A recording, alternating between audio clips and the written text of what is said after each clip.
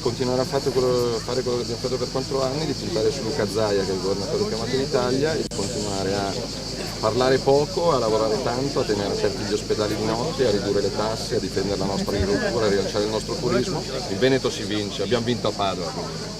Sul Veneto non ho grossi dubbi. Matteo Salvini non ha dubbi, in Veneto si rivince. Lo dice da Padova, dove è stato confermato segretario del Carroccio a furor di popolo.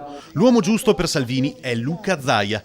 I rumors, che volevano una corsa a 2 con il sindaco di Verona Flavio Tosi per la candidatura, vengono così messi a tacere in un sol colpo dal numero 1 leghista.